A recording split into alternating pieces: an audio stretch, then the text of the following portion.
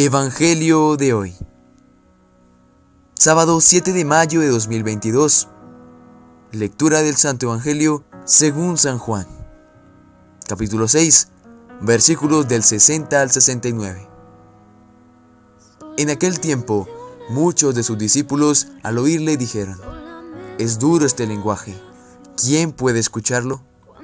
Pero sabiendo Jesús en su interior que sus discípulos murmuraban por esto, les dijo: ¿Esto os escandaliza? Y cuando veáis al Hijo del Hombre subir a donde estaba antes, el Espíritu es el que da vida, la carne no sirve para nada. Las palabras que os he dicho son espíritu y son vida. Pero hay entre vosotros algunos que no creen. Porque Jesús sabía desde el principio quiénes eran los que no creían y quién era el que lo iba a entregar. Y decía: «Por esto os he dicho que nadie puede venir a mí si no se lo concede el Padre».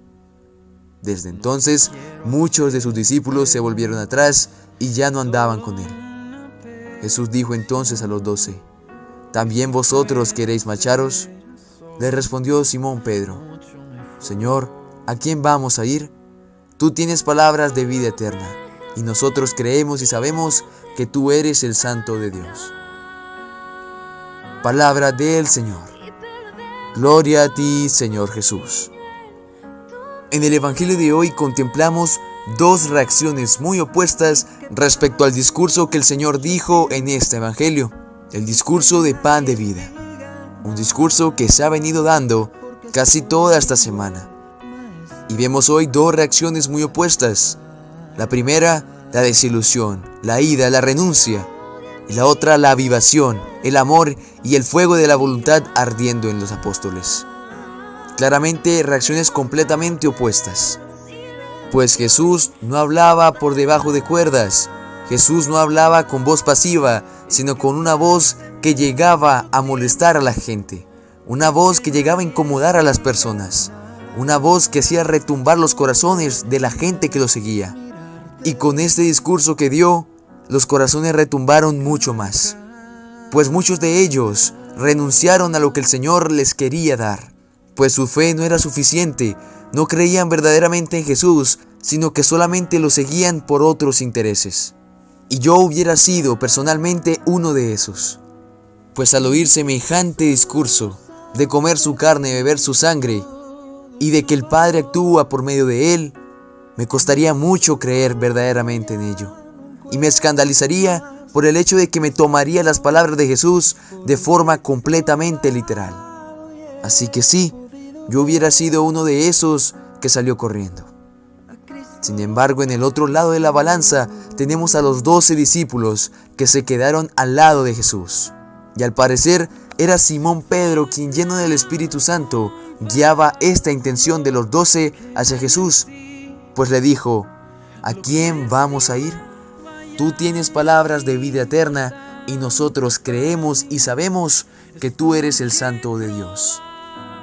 La fe de Simón Pedro era tal que impulsaba también la fe de los demás apóstoles. Pero cuidado, no es ahora que los 12 sean más listos o más buenos que los otros, ni siquiera más expertos en la Biblia. Lo que sí son es más sencillos, más confiados, más abiertos al Espíritu, más moldeables por el Señor.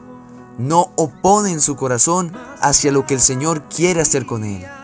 Y eso es a lo que el Señor nos llama hoy: a ser dóciles y mansos, moldeables a su amor.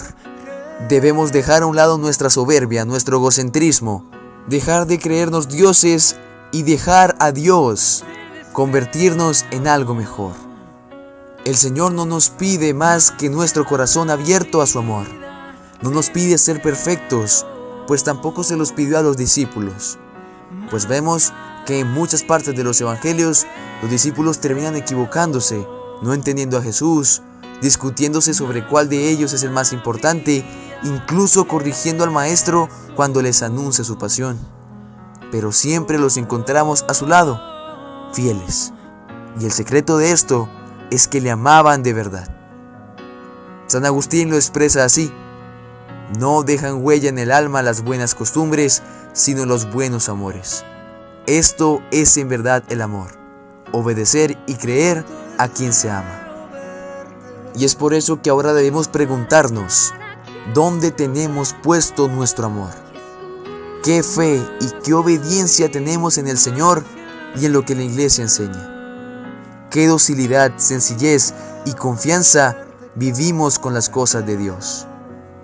¿Acaso le mostramos nuestro corazón abierto para que nos sane, nos ayude a seguir y nos muestre la vida eterna? ¿O simplemente lo mantenemos cerrado, blindado, para no dejarlo entrar a transformar nuestro corazón?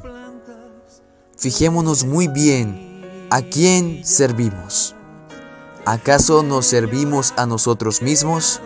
¿Acaso servimos al mal? ¿Acaso servimos a Dios o servimos solamente a los demás? Yo creo que debe ser un servicio hacia Dios el servir a los demás, pues servir a los demás viene incluido en el servicio a Dios, pues Dios se puede ver en las demás personas, y aquel que no vino a la vida para servir, no sirve para vivir. Recordemos muy bien esta frase: el que no venga a la vida a servir, no sirve para vivir. El Señor nos demostró que la vida bien vivida es con Dios y sirviendo a los demás. Amén.